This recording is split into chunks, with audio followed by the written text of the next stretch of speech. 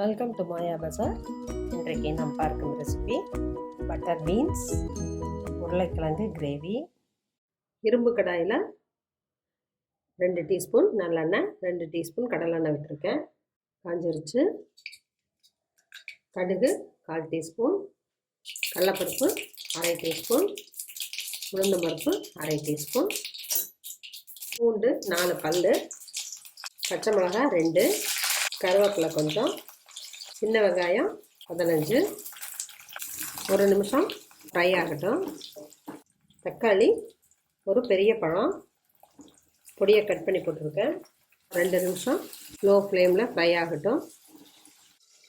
மூடி போட்டோம்னா கொஞ்சம் சீக்கிரம் ஃப்ரை ஆயிரும். நல்லா ஃப்ரை ஆயிடுச்சு. 1/4 டீஸ்பூன் மஞ்சள் தூள், 1 டீஸ்பூன் சாம்பார் தூள், பட்டர் பீன்ஸை கொஞ்சமாக உப்பு போட்டு வேக வச்சுருக்கேன். உருளைக்கிழங்கு 1 எடுத்து அதையும் அதோடையே வேக வச்சுருக்கேன். பட்டர் பீன்ஸை போட்டுடலாம். பட்டர் பீன்ஸ் 200 கிராம், உருளைக்கிழங்க கொஞ்சம் கட்டியாக உதுத்தியிருக்கேன். இதையும் போட்டுடலாம். வெறும் பட்டர் பீன்ஸை போட்டு கூட செய்யலாம். உருளைக்கிழங்கு போட்டால் நமக்கு கொஞ்சம் கிரேவி திக்காக கிடைக்கும். தேங்காய் ஆட் பண்ண போகிறதில்ல. அதுக்காக இந்த உருளைக்கிழங்கு சின்னதாக ஒன்று போட்டுக்கலாம்.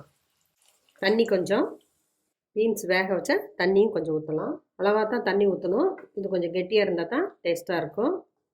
மூடி போட்டு கொதி வரட்டும். 3 மினிட்ஸ் மீடியம் ஃப்ளேமில் வேகட்டும். நல்லா கெட்டியான கன்சிஸ்டன்சி வந்துருச்சு. நம்ம பீன்ஸ்லேயே கொஞ்சம் உப்பு போட்டிருக்கோம், அதனால் இது கொஞ்சமாக போட்டுக்குவோம்.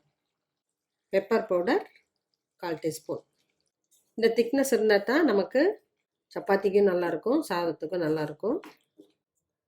கொஞ்சம் கொத்தமல்லி இலை போட்டு ஸ்டவ் ஆஃப் பண்ணிடலாம்.